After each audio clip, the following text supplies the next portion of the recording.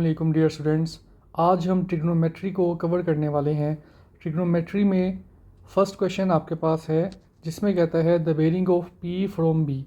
आपने हमेशा second alphabet से फर्स्ट अल्फ़ाबेट में आना है और जो एंगल आपने मेजर करना है वो हमेशा क्लॉकवाइज होगा। बेरिंग में जो एंगल मेजर होता है वो क्लॉकवाइज मेजर होता है और जिस पॉइंट से हम मूव करते हैं उस पॉइंट पे हम बनाते हैं एक नॉर्थ पोल। अब नॉर्थ पोल से हमने आना है इस लाइन तक। इस लाइन तक क्यों आना है? क्योंकि ये जो लाइन है ये बी और पी को आपस में कनेक्ट करवाती है। अब हमने फाइंड क्या करना है? फाइंड ये करना है कि पी से बी जो बेरिंग बनती है वो क्या होगी।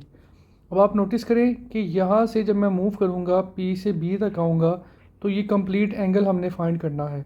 अब इस कंप्लीट एंगल के लिए हम क्या करते हैं, हम देखते हैं कि आपके पास ये जो सर्कल होता है इसमें एंगल होता है 360 और अगर मैं 360 में से ये पोर्शन निकाल देता हूँ तो मेरे पास रिक्वायर्ड आंसर आ जाएगा।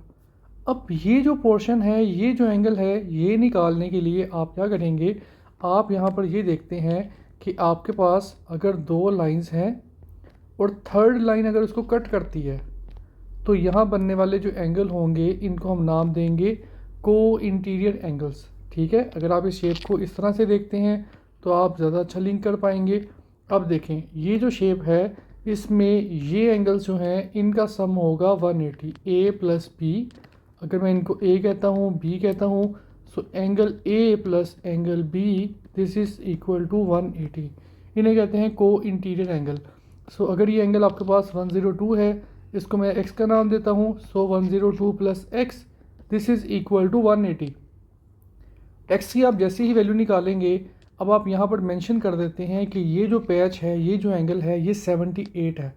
अब पूरे सर्कल में से अगर आप 78 डिग्री को माइनस करते हैं तो आपके पास आंसर आता है 282। ये सेकंड टाइप का क्वेश्चन आता है बेरिंग का जिसमें वो कहता है मैयर। आपने मैयर करना है, आपने डी को यूज़ करना है।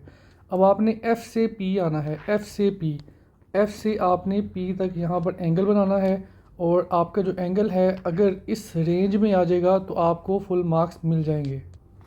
इस क्वेश्चन की बात करते हैं। इस क्वेश्चन में कहता है कि आपके पास एक मैप है, मैप के ऊपर आपके पास 3 टाउन्स हैं एल एम और एन और इनको अगर हम ज्वाइन करते हैं तो हमारे पास एक इक्विलेटरल ट्राइंगल बन जाती है। ऐसी ट्राइंगल जिसकी 3 साइड्स इक्वल होती हैं और तीनों एंगल जो होते हैं वो 60 डिग्री के होते हैं। ये इक्विलेटरल ट्राइंगल की बात कर रहे हैं हम, क्योंकि यहाँ पर गिवन था। नेक्स्ट आपके पास ये कहता है कि अगर हम L से M मूव करते हैं तो एंगल आता है 103। L से M मूव किया, 103 हमने बना दिया। फिर कहता है N से L जो एंगल है ये फाइंड करना है। सो यहाँ पर N के ऊपर हम एक नॉर्थ पोल बनाएंगे। यहाँ से मूव करते हुए हमने L तक आना है। अब इस कंप्लीट एंगल को फाइंड करने के लिए हम ये देखते हैं कि पूरे सर्कल में से सिर्फ हमें ये वाला जो पैच जो है, ये जो छोटा सा पैच है, ये हमें नहीं चाहिए। अब इसके लिए हम क्या करते हैं, हम देखते हैं कि आपके पास ये जो दो लाइंस हैं ये दोनों नॉर्थ पोल हैं और ये आपस में पैरेलल हैं। अगर आपके पास दो लाइंस पैरेलल हैं, अगर थर्ड लाइन उसको कट करती है तो अगेन आप देखते हैं कि यहाँ बनने वाले जो एंगल होंगे इनका सम होगा 180। सो यहाँ पर आपके पास कंप्लीट एंगल जो बनता है इन दोनों को ऐड करने से वो बनता है 163। अब ये एंगल आपको नहीं पता और अगर आप यहाँ पर x कह देते हैं इसको तो इसकी वैल्यू आती है आपके पास 17। अब आप क्या करते हैं, पूरे सर्कल में से 360 में से जब आप 17 माइनस करते हैं तो आपके पास आंसर आता है 343। इस क्वेश्चन में आपसे कहता है कि अगर हम P से A पर एंगल बनाते हैं तो वो बनता है 128। अब यहाँ पर हमें डायग्राम गिवन नहीं थी। अब हम क्या करते हैं, हम यहाँ पर A कंसीडर करते हैं, यहाँ पर P कंसीडर करते हैं और P से A जो एंगल आपके पास है दिस इज़ इक्वल टू 128। अगर हम यहाँ देखते हैं ना तो ये एंगल आपको नज़र आता है कि इतना जो एंगल है ये एंगल तो 180 बन जाता है और ये 180 से भी इंक्रीज़ कर गया। इसका मतलब है कि ये जो एंगल है ये 128 तो नहीं हो सकता। ठीक है, सो P टू A जो है वो 128 नहीं है। इसका मतलब है ये डायग्राम यहाँ पर नहीं है, ये डायग्राम ठीक नहीं है। हम इस तरह करते हैं, इनकी पोजीशन को चेंज करते हैं। सो P को हमने यहाँ शिफ्ट कर दिया, A को हमने यहाँ शिफ्ट कर दिया। अब हम देखते हैं कि P से A के ऊपर जो एंगल बनेगा वो बनेगा 128। अब हमने जो एंगल फाइंड करना है वो ये फाइंड करना है कि ए से पी पे एंगल क्या बनता है। अब ए से पी पे एंगल बनाना है, और अगर हम यहाँ पर पूरा सर्कल कर लेते हैं तो हम देखते हैं कि ये पैच हमें नहीं चाहिए। सो अगेन आप देखते हैं नॉर्थ पोल, और यहाँ पर इन दोनों एंगल्स का जो सम है वो 180 आएगा। सो यहाँ से आप एक्स की वैल्यू निकालते हैं, फिर आप 360 में से इस एंगल को माइनस कर देते हैं, तो आपके पास आंसर आ जाता है which is your required answer. इस क्वेश्चन में कहता है कि अगर हम बी से ए पर आते हैं तो हमारे पास एंगल बनता है 227। ओके, अब हम फाइंड करना चाहते हैं कि ए से बी के ऊपर क्या एंगल बनता है। सो अगर हम यहाँ पर ए से बी पे आते हैं तो यहाँ पर कोई एंगल बनेगा। अब हम यहाँ देखते हैं कि जो कंप्लीट सर्कल है वो होता है 360, ये पैच है 227 के इक्वल। अगर हम ये फाइंड करना चाहते हैं तो 360 में से अगर हम 227 माइनस कर देंगे तो हमारे पास आंसर आ जाएगा 133। अब 133 आपके पास यहाँ पर वैल्यू आ जाती है ये, लेकिन हमें नहीं पता। और हमें पता है कि ये दोनों लाइंस हैं पैरेलल। अगर थर्ड लाइन कट करेगी तो यहाँ प्रॉपर्टी लगती है को इंटीरियर एंगल्स, इन दोनों का जो सम है वो 180 के इक्वल होगा। सो यहाँ से हम एंगल फाइंड कर लेंगे। बेरिंग में हम एंगल्स को 3 डिजिट्स एंगल लिखते हैं। अगर यहाँ पर 2 डिजिट थे तो इसके शुरू में हम 0 लगा देंगे। सेम यही टेक्निक हम इस क्वेश्चन में भी अप्लाई करेंगे। y से x जो एंगल है वो 274 है।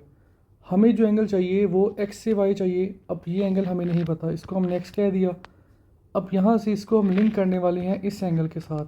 अब लिंक करने के लिए हम देखते हैं कि अगर 360 में से मैं माइनस कर देता हूँ 274 तो हमारे पास आंसर आता है 86। इसका मतलब है ये जो पैच है यह एंगल बनने वाला है 86 के इक्वल।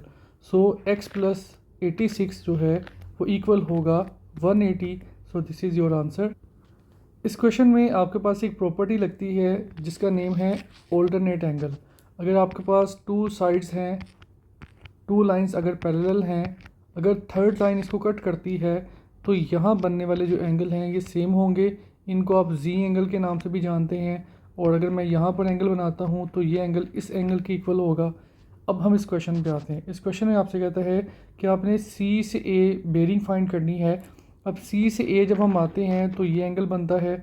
अब यहाँ पर इस एंगल का नहीं पता, अगर ये एंगल हमें पता लग जाए तो यहाँ से हम 360 से 28 माइनस करके आंसर निकाल लेते। अब ये 28 कैसे निकालेंगे, अब ये एंगल कैसे निकालेंगे? तो हम देखते हैं कि ये नॉर्थ पोल है, ये भी नॉर्थ पोल है।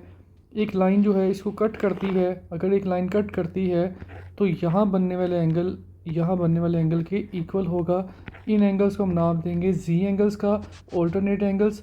सो अगर हम 360 में से 28 माइनस कर देते हैं तो आपका बेटा आंसर आ जाएगा। अब इस क्वेश्चन में आपने Q से P मूव करना था और आपने एंगल फाइंड करना था। अब Q से P में जब आप देखते हैं तो ये एंगल निकालने के लिए आपको इस एंगल का पता होना चाहिए था। सो आपने 65, इसको आपने x कह दिया। 65 में से जैसे ही आप माइनस करते हैं 180 में से, इसको कंसीडर करते हुए इसको आप 65 कह देते हैं, इसको आप x का नाम देते हैं। सो x प्लस 65 इक्वल टू 180 और आपके पास x की वैल्यू आ जाएगी 115। सो ये जो एंगल है ये 115 की इक्वल आता है। और अगर हम 360 में से 115 माइनस कर देते हैं तो आपका रिक्वायर्ड आंसर आ जाता है।